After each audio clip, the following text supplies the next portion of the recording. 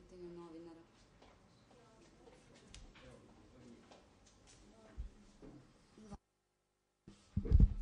Za gospođicu iz Jukoma, dobro, šta su vaši sledeći koraci? Građanska neposlušnost i možete nešto preciznije prema Vrhovnom sudu i tako dalje? Pa kao što sam napomenula, mi se trenutno u ovoj situaciji nećemo povinovati nalogu suda i nećemo isplatiti iznos koji se traži, dok se Vrhovni sud jasno ne izjasni o svom stavu, a o nekim daljim eventualnim koracima ćemo razmisliti posle toga. Stoji opcija i za Evropski sud za ljudska prava, ali bi pre svega sačekali zvaničan stav i objašnjenje od strane Vrhovnog suda Srbije kao i od Ministarstva pravde. Hvala vam. Izvolite. Naravno, izvolite.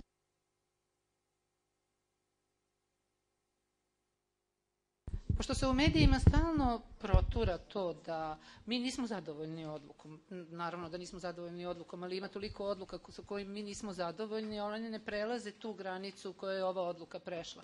Postoji jedan problem sa Vrhovnim sudom.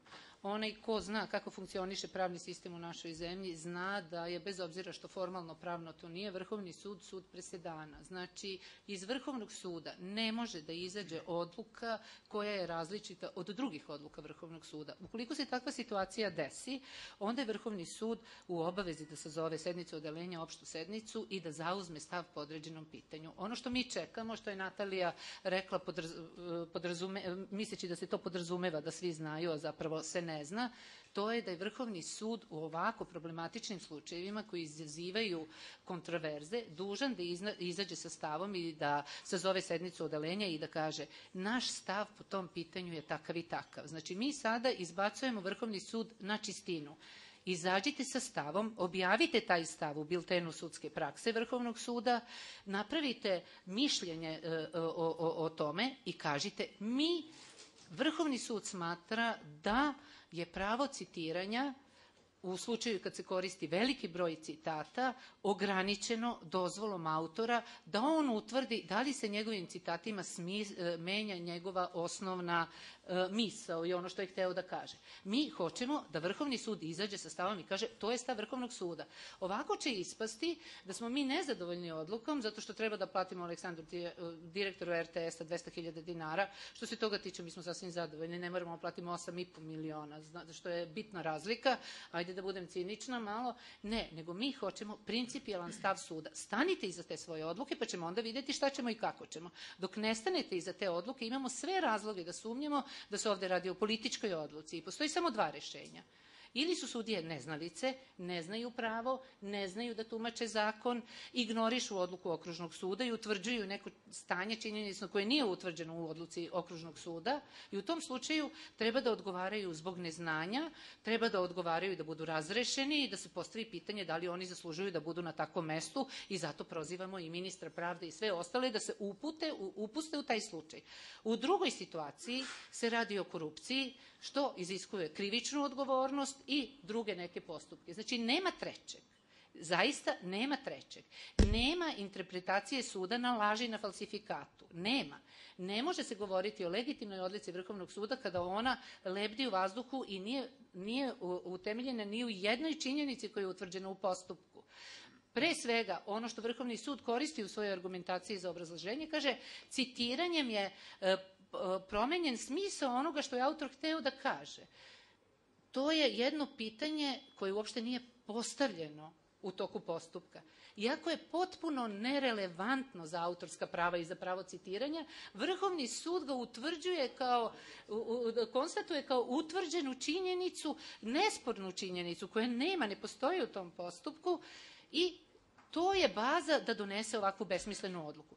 Znači, ono što mi hoćemo i naša građanska neposlušnost je pre svega usmerena ka tome, izađite sa stavom.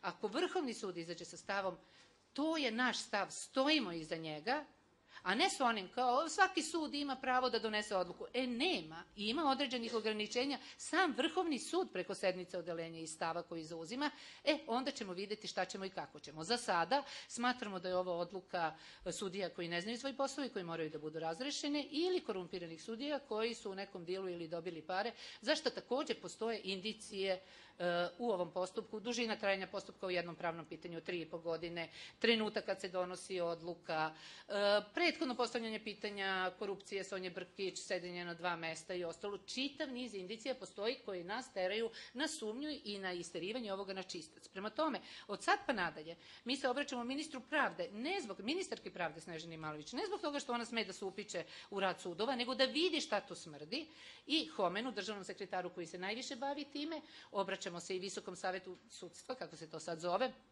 i tražimo razrešenje tih sudija, a pre svega vršimo pritisak na sud, legitimni, da svoju zakonsku obavezu ispuni i da izađe sa stavom. Ovo je stav. Ako stane iza toga, ovo je naš stav, onda gledamo šta ćemo dalje da radimo, onda organizujemo naravno dalje. Ukoliko to nije njihov stav, a ukoliko je to promaklo, tražimo odgovornost. Mislim, dosta je bilo sakrivanja iza odgovornosti i za svake odluke suda u kojoj ne može se sumnja. Pa znamo mehanizam kako se donose odluke. Nisu sudije nedodirljive i netačno je to što pričaju da samo sud u sudskom postupku pod sledećem pravnom leku, kad se pojave ovako ozbiljne sumnje i kada se izađe sa tako nekom odlukom, onda se postavlja pitanje, onda se postavljaju ova teža pitanja i mi ćemo nastaviti sa time i verujte mi smo pravnici, mi smo obrazovani pravnici i mi znamo šta radimo. Ovih 6 postupaka vodimo 6 godina, potrošili su nam i vreme i novac, onemogućavali su nam rad nekoliko puta, imali smo celu javnost protiv sebe, imali smo spinovano javno mnjenje, imali smo sve i mi ćemo s ovim izaći na kraj. Izaći ćemo na jedan ili drugi način. Što se tiče građanske neposlušnosti, mi pristajemo na sve posledice ne izvršavanja, dobrovoljnog izvršavanja odluke i to nije pitanje, sad im se ne sviđa pa neće da izvrše. Ne, mi koristimo svoje pravo da budemo kažnjeni zato što ne poštujemo odluke suda, ali to je naš glas neposlušnosti i naš glas protiv.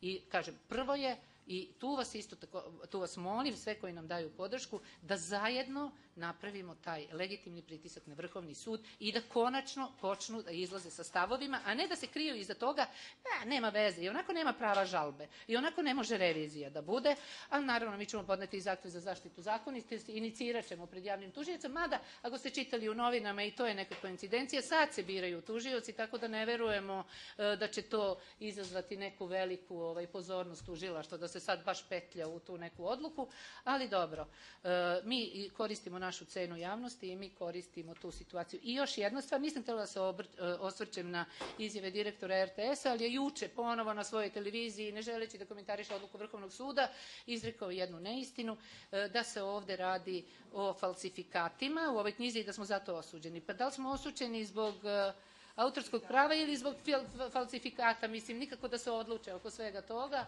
tako da tu se i dalje seje jedna konfuzija, čisto da bi se mi oblatili i da bi se pokazalo kako mi zapravo priznajemo samo ono što nama odgovara. Eto, toliko. Zahvaljujem gospođi Kovačević Vuče. Da li ima još pitanja za naše goste? Nema. Vidiš, nema. Ako pitanja nema, zahvaljujem srdačno gostima i zahvaljujem svima koji su se odazvali pozivu medija.